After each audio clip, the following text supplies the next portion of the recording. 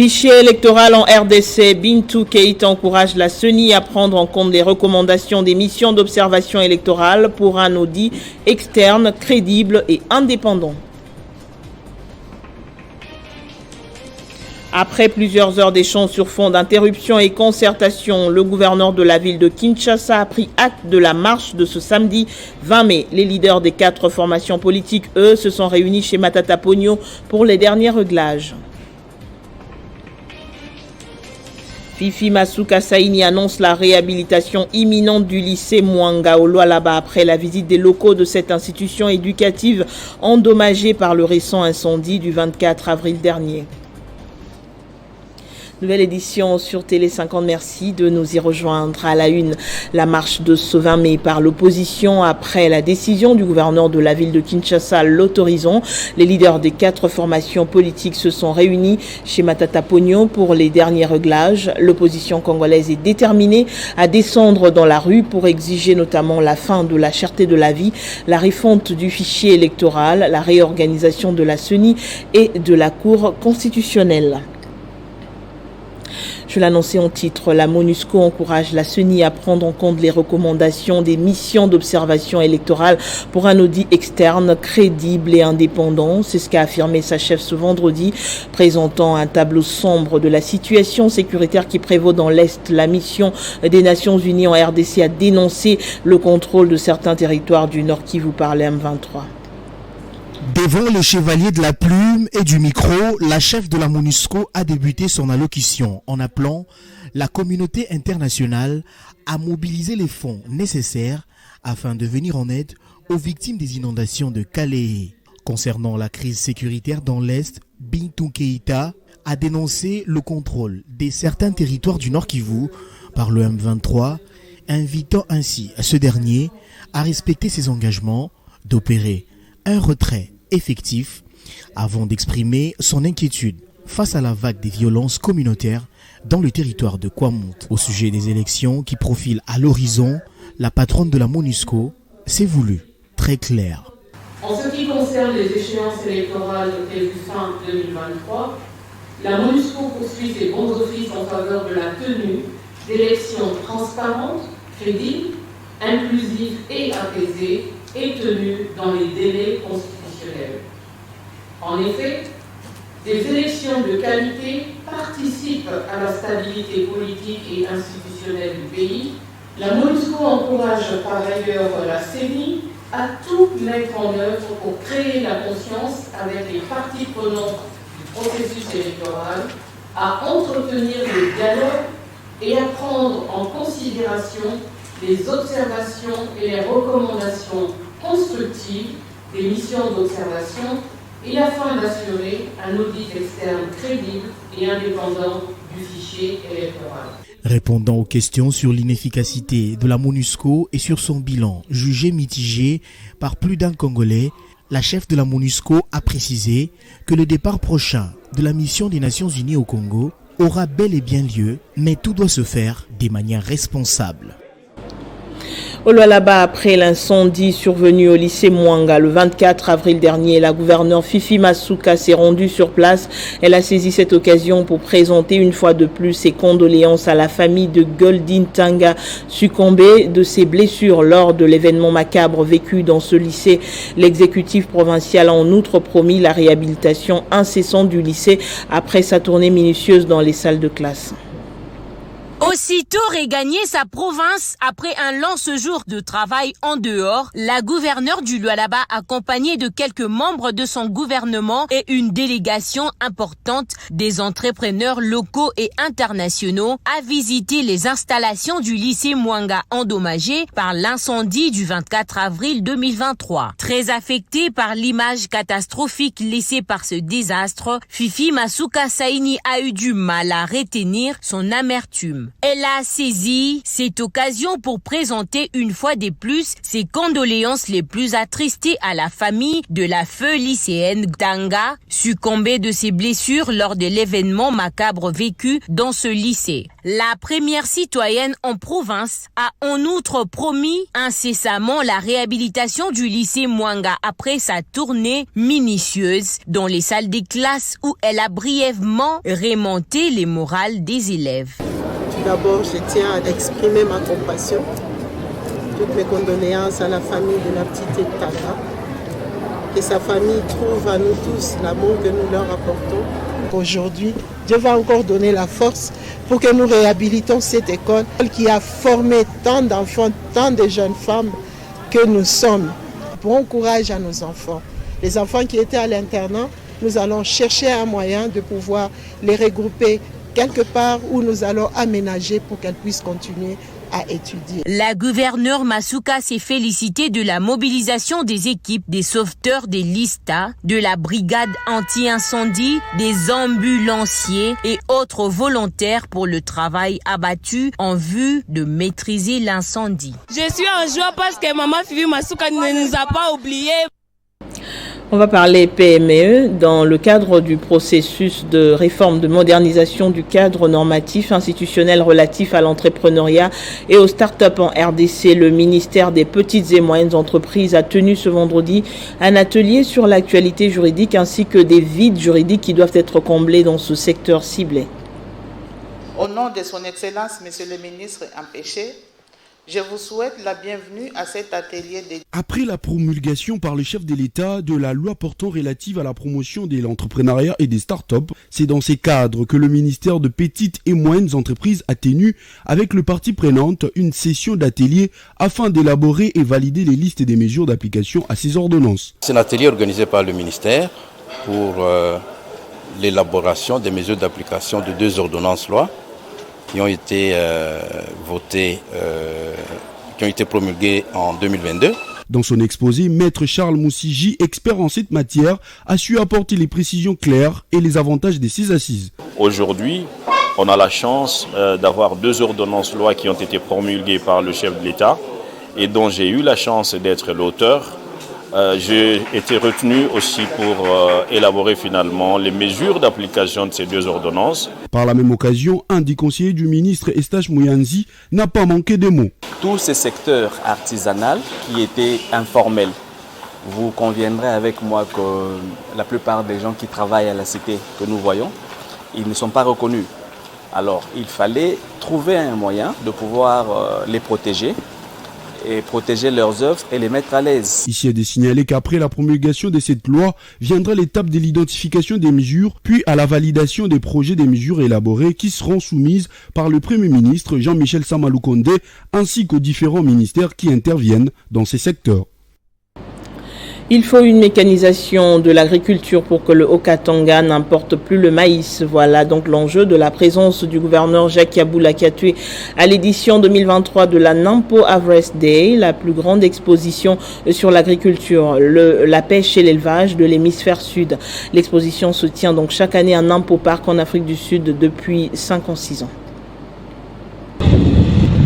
C'est sous le thème l'agriculture innovée que la Nampo Harvest Day 2023 a ouvert ses portes ce mardi 16 mai 2023 à Botaville, à plus de 200 km de Johannesburg, dans la province de Free State en Afrique du Sud. Le gouverneur du Haut-Katanga participe à ces salons de l'agriculture qui se veut à la fois une plateforme d'échange et un marché de nouvelles technologies, des machines, d'innovation et des solutions sur les rendements productifs de l'agriculture.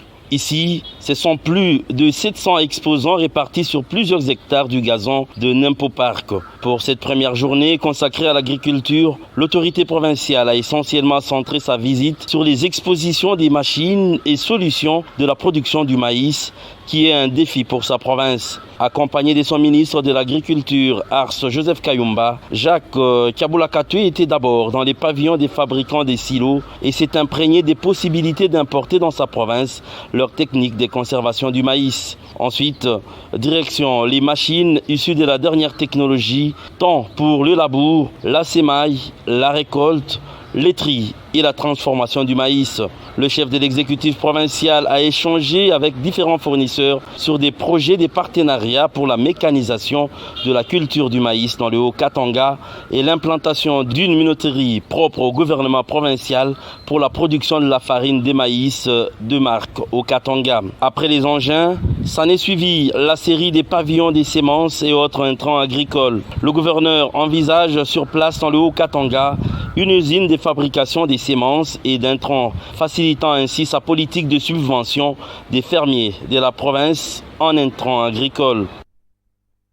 Au sujet du projet d'asphaltage des avenues principales dans 3 communes, dont celles de Kasavubu, de la Gombe et de Limete, le sénateur Igan Bakonga remercie le chef de l'État, Félix Tshisekedi, pour sa vision. Il précise que les habitants de Limete et leurs élus suivront de très près l'exécution des dits travaux.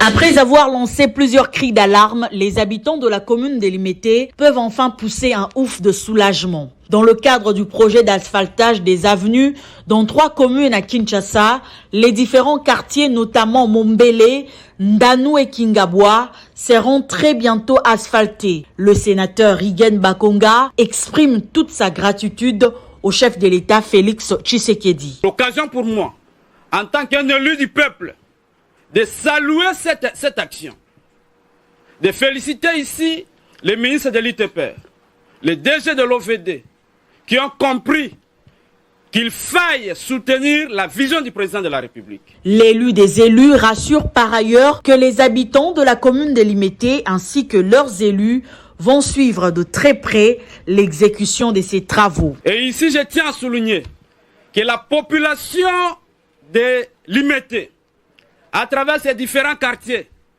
s'aligne derrière le président de la République pour cette action salvatrice. Et nous, en tant qu'un élu du peuple, on ne va pas dormir. Nous allons veiller et veiller pour la matérialisation de ces projets. C'est au mois de mars dernier que le sénateur Igen Bakonga avait saisi le directeur général de l'OVD sur la question de la construction et la réhabilitation des routes à Limete. L'ambassadeur du Japon en RDC en séjour à Kalemi a lancé conjointement avec le gouvernement provincial le projet de renforcement de la police de proximité à travers l'agence japonaise de coopération internationale JICA. Regardez. Cet atelier qui s'est déroulé à l'hôtel Cham à Kalemi rentre dans le cadre de la coopération bilatérale entre la République du Japon et la République démocratique du Congo à travers la JICA, agence japonaise de la coopération internationale, en partenariat avec l'Organisation internationale de migration OIM. Ceci explique la présence à Kalemi et dans cet atelier de M. Hiroyuki Minami Kentaro, ambassadeur extraordinaire et plénipotentiaire de la République du Japon en RDC, aux côtés du ministre provincial de l'Intérieur et Sécurité, Mulonda Kasaka Dieudonné, représentant les gouverneurs de province en mission, du maire de la ville de Kalemi, du représentant pays de l'OIM et celui de la JICA. Dans la province du Tanganyika, il s'agit du projet de renforcement de la police de proximité à travers la construction des écoles de formation et des centres de coordination de la PNC, ainsi que la formation des éléments de police de proximité commissariat du Tanganyika. En présence du bénéficiaire PNC représenté par le commissaire provincial Yav Moukayajan, des officiers supérieurs de la police, des membres du gouvernement provincial, des représentants des agences du système des Nations Unies, des autorités municipales et la société civile, l'exécutif provincial par les billets du ministre de l'Intérieur et Sécurité se félicite de ce partenariat. Je tiens à remercier tous les participants pour leur contribution, tout en exhortant aux uns et aux autres de demeurer dans l'optique de voir ce projet se réaliser comme prévu par les parties prenantes. Les entités qui seront touchées par ce projet au Tanganyika sont la ville de Kalemi, le territoire de Kalemi, le territoire de Nyunzu et celui de Kongolo. Enjeux électoraux, Samuel Mbemba, élu de Kanluka, réunit ce vendredi sa base électorale en vue d'un soutien aux actions du chef de l'État, Félix Tshisekedi, notamment pour tous ses efforts déployés pour le développement du quartier Kanluka. Grâce à cette rencontre, la population des Kanluka a redit sa confiance au chef de l'État Félix-Antoine Tshisekedi Tshilombo en lui promettant un soutien total par rapport aux actions de développement et désenclavement qu'il entreprend en faveur de leur entité. Notable ya Kanluka oye. Batata na ba mama ya Kanluka oye. Biso tozali na président. Nous sommes tous derrière le chef de l'État, Félix Antoine Tshisekedi Tshilombo. Antoine Tshisekedi Tshilombo. L'élu de Kanluka Samuel Mbemba Kabouya Tanda a, au nom de sa base électorale, adressé des remerciements au président de l'Assemblée nationale, Christophe Mbosso Nkodia, qui incarne la vision du chef de l'État, principalement en ce qui concerne le développement du quartier Kanluka dans la commune d'Engaliema. Signalons qu'à cette même occasion, Samuel Mbemba a réitéré son appel à toutes les couches sociales de la RDC à se ranger toutes derrière le président de la République. À l'Agence congolaise des grands travaux s'est tenue l'Assemblée générale des agents ce vendredi. Ce rassemblement a été l'occasion pour 3 syndicats de présenter leur structure en vue des élections syndicales prochaines. Il s'agit de la Générale Syndicale GS, de la Force démocratique des syndicats FODESI et du syndicat des travailleurs de la CGT. Pour cette assemblée générale des agents de la CGT, 3 syndicats ont eu la parole. Faustin Boulamba a parlé au nom de la Force démocratique syndicale. Il a expliqué que la FODESI bat campagne sur 3 axes: le travail, le salaire, la paix sociale. Prosper Yolo a à son tour expliqué que la générale syndicale est installée un peu partout dans les administrations publiques. Pour lui, la dimension indépendante de son syndicat est le meilleur atout à offrir aux agents ACGT. La 3e organisation syndicale à qui la parole a été donnée, c'est les syndicats des travailleurs de la CGT, le syndicat Maison. Edi Chungu Edimou a, au nom du secrétaire permanent, présenté la STA CGT comme étant la meilleure option pour que l'avenir et le devenir des agents soit garanti. Pour lui, la cohabitation syndicale est peu indiquée. Pour preuve, la première année de vie de ces syndicats, qui était une cohabitation, n'a apporté que des conflits, alors que la 2e année, où la STA CGT a siégé seule, plusieurs avantages ont été acquis. La bataille électorale syndicale pour l'exercice 2023-2026 au sein de la CGT est lancée. Prochaine étape, les dépôts des listes de candidats délégués syndicaux le 23 mai 2023. Et en séjour de travail à Kolwezi, dans la province du Lualaba, Joseph Mbouyi Mukendi, directeur général du Fonds spécial pour la promotion, l'entrepreneuriat et l'emploi des jeunes, s'est imprégné de la situation des jeunes auprès des autorités locales à travers quelques descentes sur terrain qu'il a effectuées. La période allant du 9 au 11 mai a été marquée par la visite de travail du directeur général du FSPEJ, Joseph Mbouyi Mukendi à Kolwezi, dans la province du Lualaba, pour une mission de service. Comme il est des coutumes, il a été reçu par le ministre provincial de l'Intérieur, Deodat Kapenda, faisant l'intérim du gouverneur pour les civilités et présenté l'objectif de sa mission. Immédiatement, par la suite, accompagné du président provincial de la jeunesse, Emmanuel Mouteb, le directeur général a échangé avec le ministre provincial en charge de la jeunesse de la dite province sur la problématique de l'encadrement et des formations de jeunes et ont convenu sur l'élaboration d'une feuille de route commune qui vise l'épanouissement des jeunes du Lualaba. Nous avons échanger avec le ministre de la Jeunesse pour voir ensemble comment nous devons développer les différentes localités qui composent la province de Lualaba, parce que Lualaba, ce n'est pas seulement Kolwezi. Il a fait un état des lieux sur la situation des jeunes, un état des lieux que j'ai partagé et nous avons envisagé plusieurs choses. Nous pensons que dans le futur, vous serez informés sur ce qui sera mis sur pied ensemble avec le gouvernement. Peu avant sa descente sur terrain, Joseph Mbouyi Mukendi a rencontré les maires et maires adjoints de la ville de Kolwezi, Jacques Massengo et Farida Mwepu, avec qui ils ont eu un entretien sur les questions d'emploi et d'employabilité des jeunes. Pour finir, le directeur général du FSPEJ, en nombre de terrain, a visité quelques jeunes entrepreneurs et un centre d'encadrement de jeunes filles évoluant dans la coupe-couture, l'agriculture et la psychiculture, avec qui les échanges ont été enrichissants. Revenons sur cette matinée politique au sein du regroupement APPS. Ce vendredi, Alex Chilamboulande, au cadre de la plateforme, a confirmé aux formations politiques alliées à leur coalition et à la face du monde la prise d'acte des autorités du pays portant l'égalisation de l'Alliance populaire pour le social, un motif de joie pour les membres. Le regroupement politique Alliance populaire pour les sociales et alliés est enfin officiel. Ce vendredi, le coordonnateur national de ces regroupements politiques, Alex Silambou, en présence de l'autorité de référence Séraphine Kilobokotona, présenté aux partis politiques et associations membres de l'APPS, la prise d'acte qui légalise l'existence de cette association des formations politiques qui est dorénavant en règle avec les lois de la République.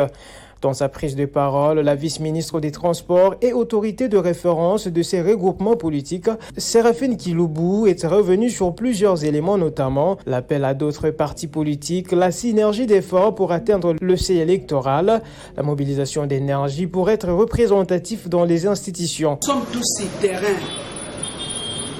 Le problème que nous avons est que nous puissions gagner les élections. C'est le résultat qui compte. Peu importe ce que nous allons trouver comme obstacle sur le terrain, nous allons nous battre de manière que nous puissions gagner les élections. Nous avons notre regroupement, nous avons nos partis, nous avons nos associations. Nous sommes en train d'appeler tous ceux qui veulent venir avec nous dans ces regroupements, APPS et alliés. Vous serez les bienvenus. Le siège national de l'Alliance populaire pour les sociales et alliés est situé au croisement des avenues d'Odoma et des Juilleries au numéro 172 dans la commune de Kinshasa. Le réseau citoyen Pona Congo a présenté ce même vendredi le lancement du projet de consultation populaire Congo Tolingi à l'espace Boboto de Kinshasa. Des consultations ouvertes dans un contexte d'année électorale en vue de permettre à chaque citoyen de s'exprimer pour bâtir ensemble un contrat social entre les gouvernants et leurs électeurs. Recenser les attentes des citoyennes et citoyens congolais pour leur futur, tel est l'objectif de ces consultations populaires du réseau Citoyen Pona Congo, dénommé Congo Tolingi, un moyen d'expression qui met en avant les jeunes et les femmes. Un déroulement en 3 étapes, dont une première sur les terrains avec des rencontres dans les 35 villes du pays, une seconde sous une forme de tribune populaire et une dernière sous une forme virtuelle. En tant que citoyens, nous disons, nous nous mobilisons, nous nous consultons nous-mêmes, nous consultons nos compatriotes pour qu'ensuite nous ayons un cahier des charges, un contrat social que nous allons maintenant aller, entre guillemets, imposer, si on peut dire ça comme ça, à tous les futurs potentiels candidats pour qu'ils adhèrent. Et ensuite, nous allons contrôler, bien évidemment, l'exécution des engagements qu'ils auront pris à travers ce document. La première phase des consultations en question va durer 1 mois. Et ensuite, bien évidemment, le processus, je pense, c'est ça qui est clair, va continuer parce qu'ensuite nous devons faire le plaidoyer. Ayant une vocation concentrée sur les thèmes cruciaux, mais peu abordés aujourd'hui, en plus des thèmes essentiels, ces travaux permettront de bâtir ensemble un contrat social entre les gouvernants et les citoyens. Ça va durer 6 mois, ça va commencer les premiers du mois prochain. On va commencer les consultations sur toute l'étendue du territoire national. Durant ces 6 mois, on va poser des questions à des Congolais. Le réseau citoyen Pona Congo regroupe des activistes de mouvements citoyens, notamment la Lucha, Filimbi, la société civile, les Milapro et les KLCC. À l'Équateur, sur demande de la base avec implication de Bobo Boloko, membre effectif du parti et gouverneur, la fédération de l'UDPS Équateur 1, après avoir enterré la hache de guerre, se réconcilie à elle-même pour l'intérêt supérieur du parti. La cérémonie solennelle haute en couleur de cet événement longtemps attendu a eu lieu au siège de l'UDPS Mbandaka 2 devant les combattants, membres de cette organisation politique venus nombreux saluer et applaudir l'unité du parti. Retrouvés, des moments forts ont marqué le déroulement de cet événement. En premier lieu, le docteur Robert Issanjola, cadre du parti présidentiel et président de la commission ad hoc qui a travaillé sur cette réconciliation, a mis un accent particulier sur l'unité au sein du parti. Juste après lui vient l'intervention du gouverneur Bobo Boloko, l'homme orchestre et pilier de l'UDPS Équateur qui travaille jour et nuit pour l'unité équatorienne en général. Merci le président de la République, chef de l'État, Félix Antoine Tshisekedi Tshilombo, pour ceux qui timent la qui n'a pas terre, donc qui va na boyeto sana na boyeto, donc c'est un la prési, merci la commission ad hoc. La bandeko ba camarades nyonso ba combattants nyonso là on va salir tozonga na bongo biso tomoni te tozali kokenda na maponomi na élection mais tokoki kozala biro mibale awa na Équateur te boye te tolobi boye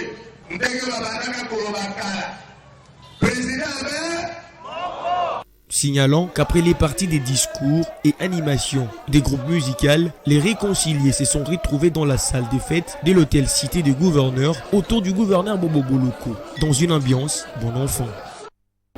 3 fédérations de l'UDPS Maniema ont organisé jeudi une marche de lutte contre l'insécurité grandissante dans la province, à travers laquelle elles ont réitéré leur soutien au gouverneur Afan Idrissa Mangala. Ce jeudi 28 mai 2023, les cadres et militants de 3 fédérations de l'UDPS Maniema ont décidé de faire une marche de soutien au gouverneur des provinces, Afan Idrissa Mangala, condamné et dénoncer l'insécurité dans la province et montrer leur mécontentement face au plan de liquidation du parti et ses cadres par les opposants et leurs présumés infiltrés au sein de l'Union sacrée de la nation Maniema. Commencé à la place du cinquantenaire, les cadres et militants sont passés par les boulevards Joseph Kabila, avenue de l'Évêché, avenue de 24 novembre, jusqu'au gouvernorat où ils ont lu leur déclaration.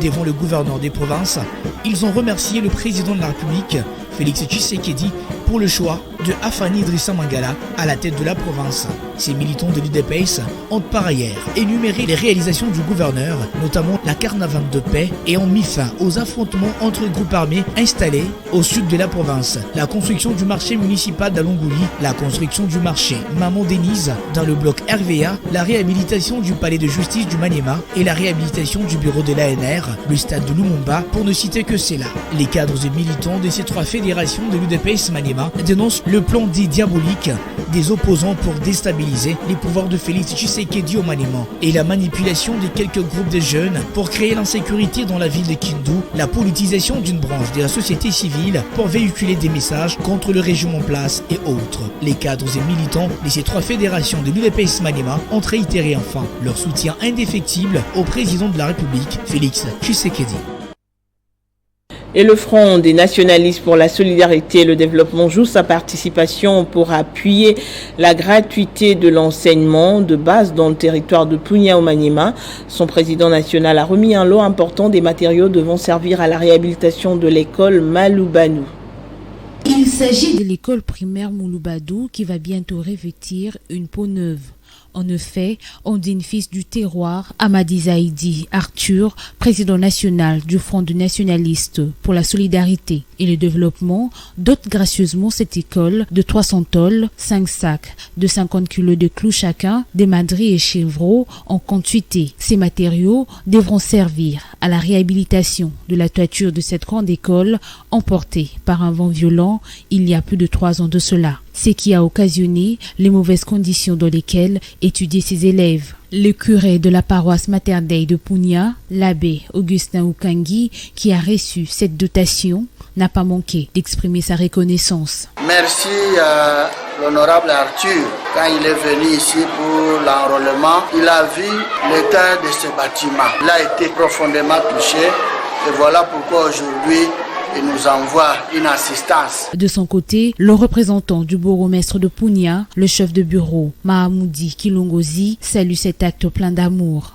C'est un acte d'encouragement qu'on ne peut pas oublier. Les jeunes bénéficiaires, qui ne sont d'autres que les élèves, n'ont pas manqué d'exprimer leur satisfaction. Remercions l'honorable Amadi pour cette action louable.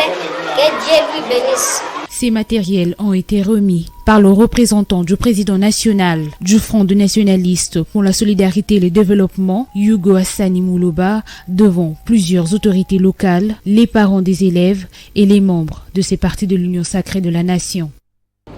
Une décision salvatrice. Les agriculteurs et autres producteurs locaux se trouvant dans la zone de couverture du projet Picagel au sud Kivu saluent la réhabilitation des pistes rurales qui permettent une ouverture des zones enclavées rurales sur les centres urbains. Aussi, les conditions de transport des intrants agro-pastoraux connaissent aujourd'hui une amélioration significative.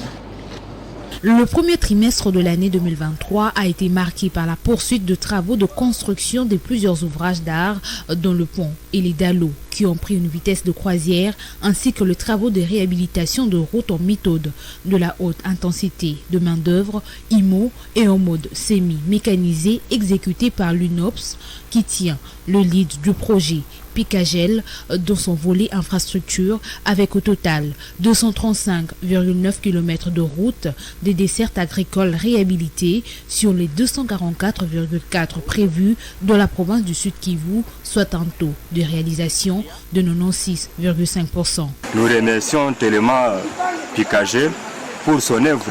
Les travaux de réhabilitation des routes, des dessertes agricoles et la construction de plusieurs ponts par Picagel au Sud Kivu ont permis l'interconnexion à plus de 131 villages. Avec la construction des ponts, l'évacuation devient très facile. Auparavant, le véhicule passait même une semaine ici sans toutefois faire arriver les produits agricoles au niveau des centres des grandes agglomérations. Même sentiment de satisfaction du côté des bénéficiaires des acquis du projet Picagel à Fizi. L'existence de ces routes permet maintenant la circulation, pas seulement à pied, mais aussi par le véhicule. Grâce à ces infrastructures routières, la construction de ce pont, même les tracteurs vont maintenant aider les paysans. Le projet Picagel poursuit sans relâche ses objectifs d'accroître la productivité agricole et la commercialisation dans les zones ciblées en RDC. On en vient au rappel des principaux titres. Fichier électoral en RDC, Bintou Keïta encourage la CENI à prendre en compte des recommandations des missions d'observation électorale pour un audit externe crédible et indépendant. Après plusieurs heures d'échanges sur fond d'interruption et concertation, le gouverneur de la ville de Kinshasa a pris acte de la marche de ce samedi 20 mai. Les leaders des 4 formations politiques, eux, se sont réunis chez Matata Pognon pour les derniers réglages. Fifi Masuka Saini annonce la réhabilitation imminente du lycée Mwanga au Lualaba après la visite des locaux de cette institution éducative endommagée par le récent incendie du 24 avril dernier. Merci de votre fidélité. Le journal revient dans moins d'une heure sur votre chaîne. À très bientôt.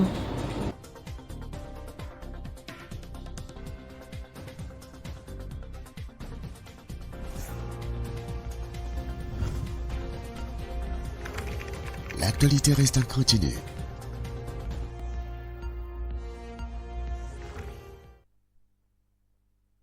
Communiqué numéro 006/ARSP/DG/2023. La Direction générale de l'autorité des régulations de la sous-traitance dans le secteur privé, ARSP en sigle, en République démocratique du Congo, porte à la connaissance des entreprises principales et des entreprises sous-traitantes sur toute l'étendue du territoire national ce qui suit. 1. La mesure de suspension de la délivrance des attestations d'enregistrement prise le 1er mars 2023 pour des raisons de réorganisation interne liées principalement au souci de lutter contre les pratiques illicites de contournement de la loi numéro 17/001 du 8 février 2017 fixant les règles applicables à la sous-traitance dans le secteur privé telles que le recours au prête-nom est levé. 2. Une nouvelle procédure de traitement des dossiers de demande d'enregistrement a été mise en place et les agents commis à cette tâche viennent de clôturer leur formation.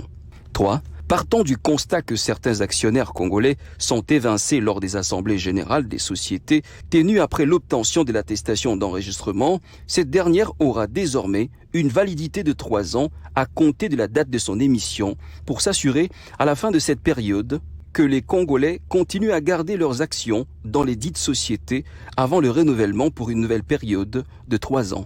Enfin 4, la délivrance des attestations d'enregistrement reprend dès ce jeudi 18 mai 2023. Fait à Kinshasa le 16 mai 2023, honorable Katem Kachal Miguel, directeur général. ARSP, bras armé de l'État pour la création et le développement de la vraie classe moyenne congolaise.